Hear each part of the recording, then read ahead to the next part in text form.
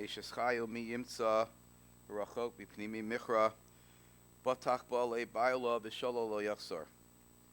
V'lasu tov v'lora kol yemei chayeha Dorshot semer upishtim batas v'chevetz kapeha. Hoyso k'dio socher mimerchak tovi lachma batokim ve'od laila v'atitin tereb levesa v'chok na'arseha. Kamu banel ve'yashru abayla v'yihalala rabos manos asuchoyo ve'atolis al kulana sheker ha'chein v'hebel hayofi isha yiras adonoi hitishalol tnula mipri yodeha v'yihalulua b'shorim ma'aseha. We're here this afternoon to pay our respects to a beloved mother, grandmother, great-grandmother, and friend. It's really an end of an era. I remember the Friedmans from the youth center. That whole era is almost 20 years since we moved out of the youth center. But I remember Magda Gittel Bas Mordechai and her husband Shlomo ben Yaakov Yitzchak from the, I call them the good old days, the days back at the Young Israel on Cedar. Magda was a kind, very hospitable person, loved to have company, loved to pachka for them, whether it was cooking, whether it was baking. And that was her personality, that was her nature, that was her character. She was a survivor. Came from Auschwitz, as were many of her contemporaries, who also were at the Young Israel Youth Center. You felt the European flavor in her and her husband and all the people that were living there. But it was that survivor flavor and instinct. I'm often reminded of this. A couple of the individuals used to come over to me whenever we had Yisker, and they would remind me, one particular gentleman come over each time we said Yisker and would remind me of when we were saying the Yisker of how his parents were killed in the crematorium, each and every Yisker, the years that we were there. The Pasuk says in Sefer Vayikra, Vayidaber Moshe al Aaron ve'Elazar ve'Isamar banav hanosarim. The Pasuk describes, after the tragedy that the son Nadav and Avihu were both killed, the Torah tells us that Moshe spoke to Aaron and to Elazar and Isamar, the banav hanosarim, the leftover children. What does it mean, the leftover children? Obviously, if Aaron had 4 sons and 2 sons died, there were 2 sons left. What does it mean, banav hanosarim? So I don't remember whose comment it was, but he said they recognized these 2 sons that now that Nadav and Avihu were gone, they were it, and they had to make their life meaningful. For whatever reason, the Kodesh Baruch Hu had decided to take Nadav and Avihu for whatever happened, whatever the sin was, but they now knew that they had a life to live, and therefore that's why the Torah stresses Banav Hanosarim. They realized they were here for a purpose. And the survivors, which we call the Sheres HaPleita, had that mindset and that culture. They knew that HaKadosh Baruch Hu had saved them for a reason. And therefore they came to these shores, or Eretz Yisrael, or wherever, and they rebuilt. They built their families. They taught them the concepts of chesed and sent them and got an education, and all the things that were necessary, because they felt that they were the Banav Hanosarim. They were truly the Sheres HaPleita that God had chosen for a reason. And I was thinking that maybe it's so appropriate or apropos that they were known as Bali Chesed.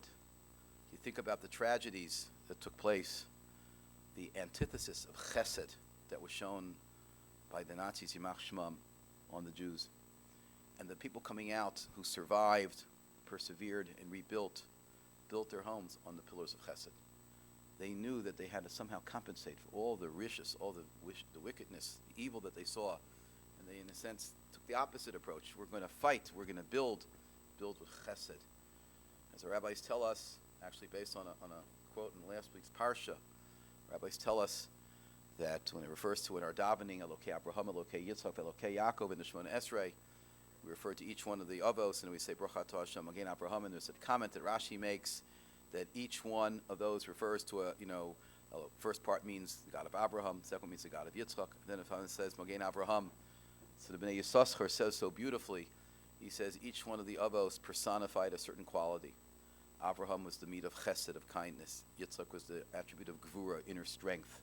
Yaakov was the epitome of emes, Torah, Tiferes, the blend of Abraham and Yitzchak. So we say that each one of them is a merit. The Jewish people live on chesed, on kindness.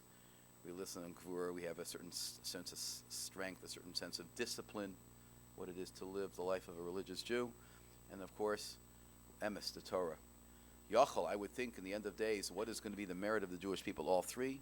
The chachosmin below kulan, the chesed. It's the midah of chesed, kindness, which is really a pillar that we stand for. The Jewish people are kind people, we're good people, we're giving people, charity, tzedakah. You know, there's that legendary story, I apologize for digressing for a second, the legendary story about the people that were collecting tzedakah, the Mishalachim that were traveling, they were in Florida, they were traveling up the East Coast, and they were pulled over by a state trooper in Georgia, and they had a lot of money on them, and the cops were convinced it was drug money.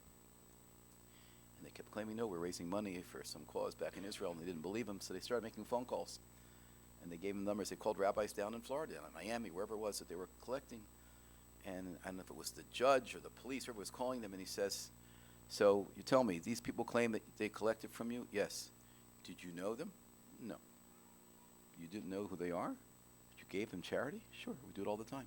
Yeah, prove whatever letter, proving that they're legitimate, but can you imagine in the outside world telling somebody, if somebody knocked on your door on a Tuesday night at 8 o'clock at night, you opened the door and you gave them $5, $10, $18? That's chesed. That's what it is. That's the life of a yid. That's the life. That is the life of Klal Yisrael. And all the more so for those who survived the tragedies and the terrible terrorism. They want to rebuild their lives with the epitome, the pillars of chesed, which was what the Friedman's home was like. And that was the kind of balas chesed that Magda was. Very devoted to her family, devoted to her husband, really had lost contact with her. It's been over 20 years since she lived in our community.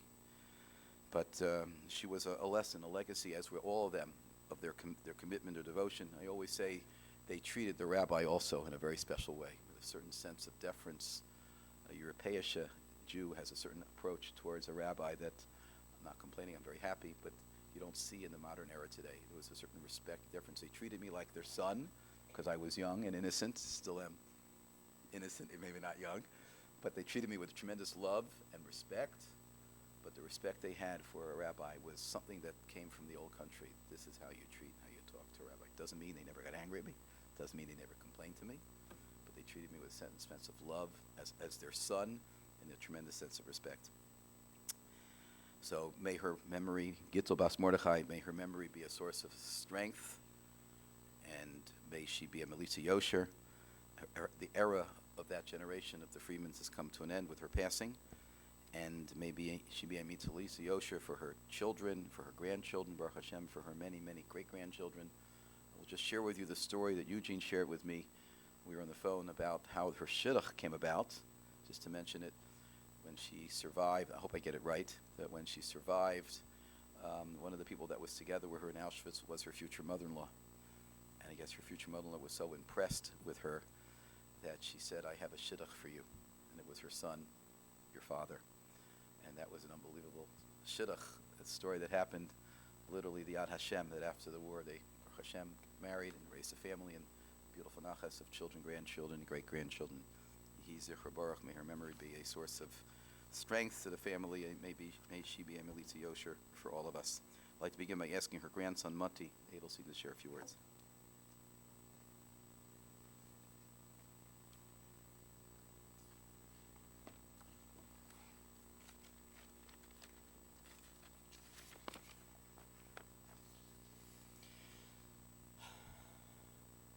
I'll repeat a little bit of what you said, but I wanted to start with saying, Meshes Chayil Miyimtza V'Rachal B'Binim Michra Batach Balei Bala V'Shalal Le'achzar.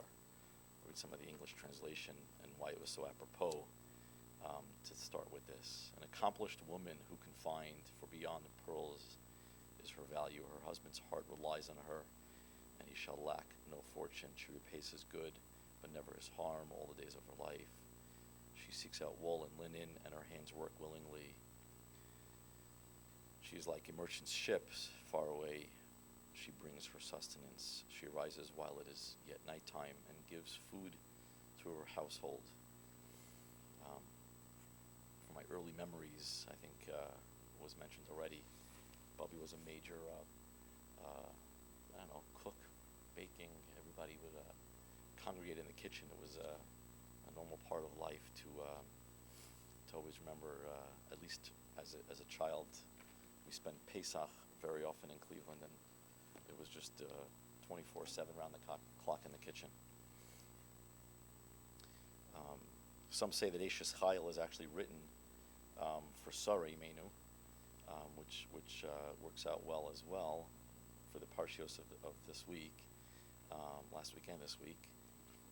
But Sarah also was the type of person who spent her life taking care of her family and all of her guests. We know Avram Avinu was a very big in Achnas Orchim. Last week's Parsha talks about the angels that came to visit Avraham, to which he runs to prepare food and cakes for them. And the Midrash explains that Sarah was actually the one doing most of the cooking in the kitchen, where Avram was running to get the animals and get the supplies, but Sarah was taking care of everything. In this week's Parsha, the opening Psukim describes Sarah's life. V'yu chai Sarah, mea shanim v'esrim shana, sheva shanim shnei chai Sarah. Very odd way to describe the years. Right? Sarah's lifetime was 100 years and 20 years and 7 years, the years of Sarah's life. So there's a lot of commentaries. Rashi tries to explain the breakdown. At the end of the day, each section of her lifetime culminated in greatness in itself and between humility and beauty as a whole. Rashi also explains that the second mentioning of Chaye at the end of the Parsha, Shnei Chaye Sarah, is because they were all equally good years and good segments of her life.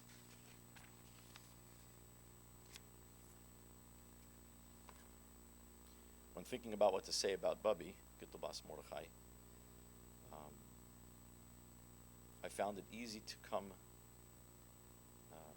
to connect both Eishes Chayil and the way the Torah describes Sarah and Bubby. From a very young age, I remember whether it was vacationing in my summers in Cleveland or Pesach in Cleveland, just Yom Tovim. Sometimes I remember as a kid, my father would just come home and on a Friday morning, just random jump in the car and we'd come for weekends or something. I guess we were close enough from New York to drive over. I apologize, I don't remember when I was a child living here. I think we left before I was 2. But the cooking and the baking, preparing food, taking care of all of us, our needs, anyone else that showed up at the house, was just part of Bubby's nature. In fact, I think my fondest memories is Pesach in Cleveland, where it wasn't just Bubby. Similar to the way that the Parshios and the Mefarshim describe how Avram and Sarah both sort of worked together to treat their guests. It was Bubby and Zaidi. Bubby and Zaidi were together. I mean, the two of them, it was as if they were running a restaurant 24/7 around the clock for whatever time anybody showed up to whatever time they left. There was always fresh food being made, ovens were on, fresh cakes. I remember the stacks and stacks of cakes being made Erev Pesach. You couldn't tell if it was Pesach or regular Shabbos for the number of cakes and things that were being made. But I think the most important part about my memories of Bubby is that she would stand in the kitchen and think about what everyone liked differently, and she would literally stand there and make specific foods for specific of her children and grandchildren. Didn't make a difference what time she woke up for it and what time she went to sleep. I don't remember her going to sleep. Especially Yontif time, it was just always busy. Bubby spent her life devoted to Zaidi and her family, and I remember the two of them just, at least from my memories, always just got along doing things and getting things done. It was amazing watching her and really them work to make beautiful Yom Tovim. We used to spend the summers, or at least the end of the summer after camp before school, for the couple of weeks. Also, they just sort of, they had a way about them. The two of them used to be able to get along without, sometimes without even like necessarily speaking to each other. If one was in the kitchen and Bubby needed eggs or potatoes or something, like Zaidi just knew to just go do it, or she would mention it and he took care of it. And the two of them just worked really hand in hand together. And then, as I was reading, the just remembering the first pasuk of Chai Sarah, so going back to this breakdown of Sarah's life of 100, of 20, and of 7, And so Bubby had a very similar life. She had her pre-Holocaust life. She had a post-Holocaust and beginning of a family life. And then she had a what I called a post-Zaidi life. She would talk about it very often about how her life was different after Zaidi left. Each of these separate portions of her life were with joy, and some came with sadness, and yet it would appear that each individual segment, as well as the entire combination of her life on earth, was with greatness, with humility, with happiness. Especially when you look back now, Dina and I were spending some time trying to figure this out, but kind of 18 grandchildren, 38 great-grandchildren, talk about leaving a legacy.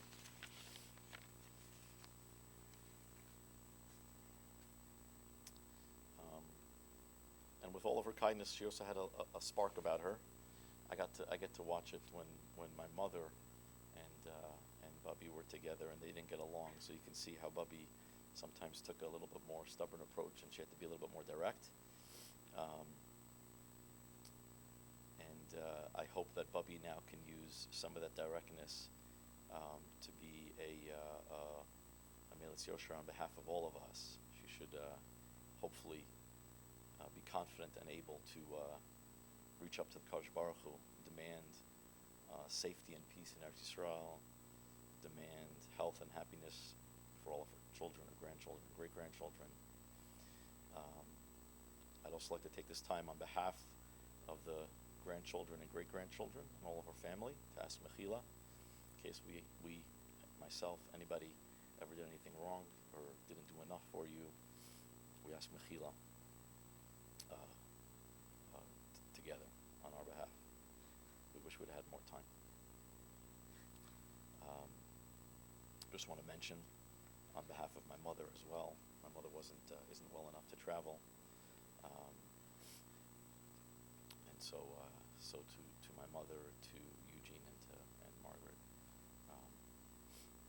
I know that the family unit was an important part for Zaidi and for Bubby, and I guess now they'll be sitting back together, hand in hand.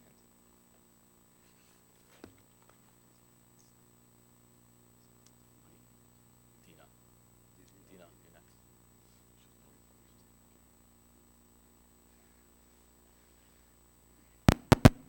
Dina Broder, so you're going to read that letter. I have a letter to read on behalf of my sister Rosie, who couldn't make it. Bubby, I'm sitting here at home in Israel, thousands of miles away, crying. I'm so far away, yet feel so close in my heart. How can I put down in words what I feel in my heart? How do I say goodbye to someone that I love so much? Growing up, you and Zadie were a very important part of my childhood. You were always there, almost in my backyard. At any given time, I could just walk over to see you, talk to you, get a hug, get a huge hug, and something good to eat. You were my runaway from home place. When we moved away, the hardest part was saying goodbye to you and the rest of the family. Thank God we were blessed with a beautiful family who spent a lot of time together, so giving up was so hard.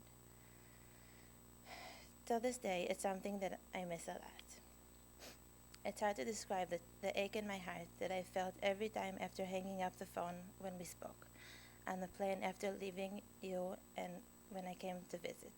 Just thinking about how far away you are and how close that I wish you would be. Telling my children stories about my childhood with you, memories of you and Zaidi. Growing up, you always made me feel special. You always made me feel loved. No wonder it was so hard being a part of you. Apart from you. Besides you teaching me how to be a great Hungarian cook, you gave me many tips on how to have a happy life, good relationships, and a great marriage. There are so many things that I learned from you. In spite of all your hardships you endured during your life, you always looked on the bright side of life. You are part of a unique generation that we have so much to learn from. A while ago, I posted this on Facebook. As the year passed, my gratitude to these strong people just grows and grows. Even today, when sickness and pain knocks on their doorstep time and time again. I am only in awe of the strength and willpower of this rare generation, combined with gratitude, wisdom, love, and so much more.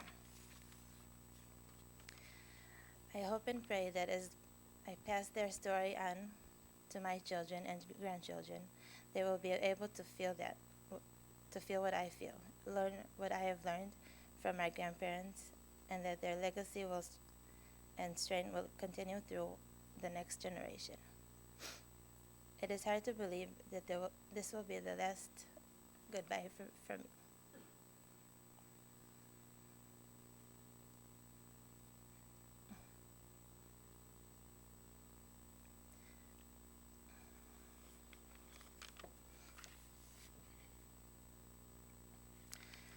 I just want you to know how much I love you and how much that I will miss you.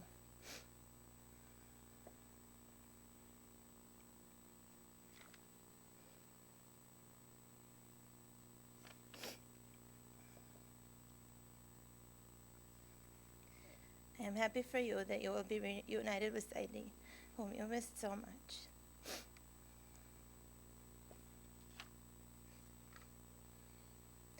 Tell him that we love and miss him a lot. Please watch over us from above and put in a good word. I'm positive that your life will give lots of merit. Before I finish, I just want to ask for your forgiveness. I am sorry that I didn't call and talk to you more often. Love, Roxy.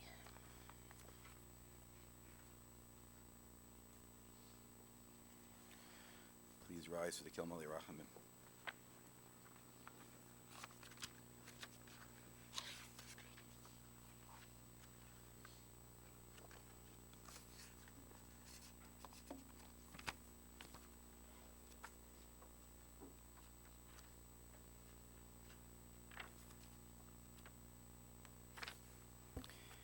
Kilmali Rachamim, Shochein Bamidromim, Hamitzei Menucha Nechona, Al Kanfei Ashechina, B'ma'alos Kedoshim Utorim Kezor Harakia Masirim, Es Nishmas Gittel Bas Mordechai, Shalacha Li'olama, Babur Shanach Mispalim Balaskaras Nishmasa, B'gan Eden Tehemenu Chasa, Lochem Al Arachamim, Yastir B'Sefer Kenafav Li'olamim, Bitzror Achayim Es Nishmasa, Adonai Yonachal Asaf, V'sanuach V'shalom Al Mishkava, V'nomar, Amen. You may be seated.